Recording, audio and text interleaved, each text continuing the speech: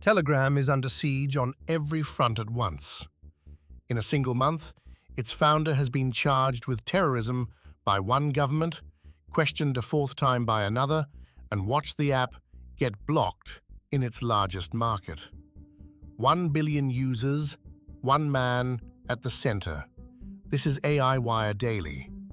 On July 29th, Russia's FSB security service charged Telegram founder Pavel Durov with aiding terrorism and put him on an international wanted list. The agency alleges Telegram refused to remove channels, chats, and bots that Ukrainian intelligence and extremist groups used to coordinate sabotage inside Russia.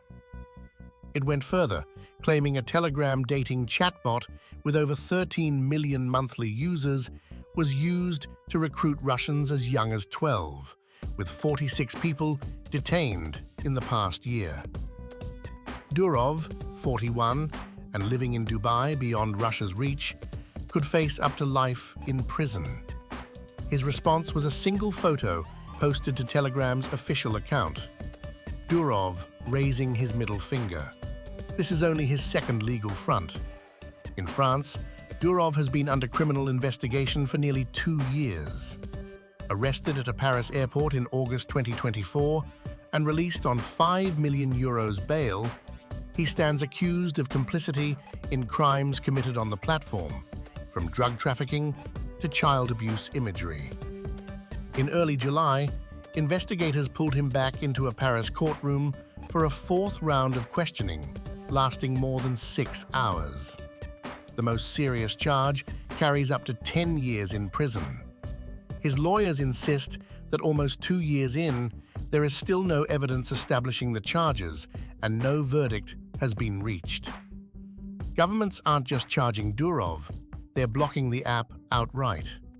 Inside Russia, access without a VPN collapsed to around 5% this spring as regulators throttled the service and pushed a state-backed replacement called Max. Telegram fought back within days, disguising its traffic to look like ordinary web browsing. Then in June, India, Telegram's largest market, at over 150 million users, imposed a temporary nationwide ban after channels were caught selling leaked medical entrance exam questions. The Delhi High Court upheld it. Durov argued the block punished 150 million ordinary users instead of the leakers. Behind the charges sits a real moderation crisis. Telegram says it removed more than 300,000 channels tied to child abuse material in 2026 alone. Yet investigations keep exposing networks that rebuild faster than they're taken down. In Germany, prosecutors convicted the ringleader of a Telegram predator network.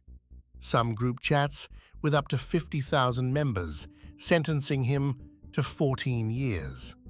As a Europol operation produced 57 arrests across Europe. Researchers have also caught malware quietly using Telegram's own bot system as a command channel, and rent a spyware kits sold entirely through Telegram bots. The platform's openness is both its appeal and its liability.